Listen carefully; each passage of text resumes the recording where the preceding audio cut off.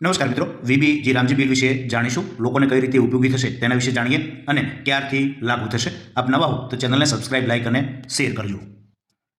VB જી રામજીનો મુસદ્દો જાહેર થઈ ગયો છે. ઈ કેવાયસી ધરાવતા જોબ કાર્ડ પણ તેની અંદર માન્ય રહેશે. સોના બદલે હવે 125 દિવસની રોજગારીની ગેરંટી. કેન્દ્ર સરકારે શનિવારે વિકસિત ભારત રોજગાર અને આજીવિકા મિશન ગ્રામીણ એટલે કે વીબીજી રામજીના મુસદ્દાના નિયમો જાહેર કરી દીધા છે. આ નવી ગ્રામીણ રોજગાર યોજના 1 જુલાઈ 2026થી સમગ્ર દેશમાં લાગુ થશે. જે હાલની મનરેગા યોજના છે તેનું સ્થાન લેશે. સરકારે સ્પષ્ટ કર્યું છે કે આ યોજના બદલાવ દરમિયાન હાલમાં ચાલી રહેલા મનરેગાના કાર્યો બંધ નહીં થાય. જે શ્રમિકોના જૂના MNREGA job card e KYC થઈ ગયું છે તે નવા કાર્ડ ન બને ત્યાં સુધી હંગામી ધોરણે પણ માન્ય રહેશે.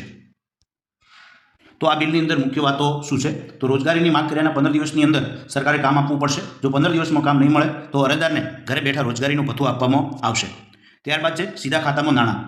મજૂરી અને બેરોજગારી ભથ્થું કોઈ પણ વચેટિયા વિના સીધું શ્રમિકોના બેંક ખાતામાં ટ્રાન્સફર કરાશે. ત્યારબાદ છે આખી વ્યવસ્થા પર દેખરેખ રાખવા માટે રાષ્ટ્રીય સ્તરની સ્ટેરિંગ કમિટી અને કેન્દ્રીય ગ્રામીણ રોજગાર ગેરંટી પરિષદની રચના કરવામાં આવશે. જે પહેલાં મનરેગા યોજનાની જગ્યાએ હવે આ યોજના વીબી જી રામજી તરીકે ઓળખાશે. બદલાવ દરમિયાન ચાલી રહેલા કામ બંધ નહીં થાય. જૂની દેણદારીઓનું ચૂકવણું કરવામાં આવશે અને જરૂરી રેકોર્ડ નવી વ્યવસ્થામાં ટ્રાન્સફર કરવામાં આવશે. ઈ કેવાયસીથી ચકાસાયેલા જોબ કાર્ડ પણ માન્ય રહેશે.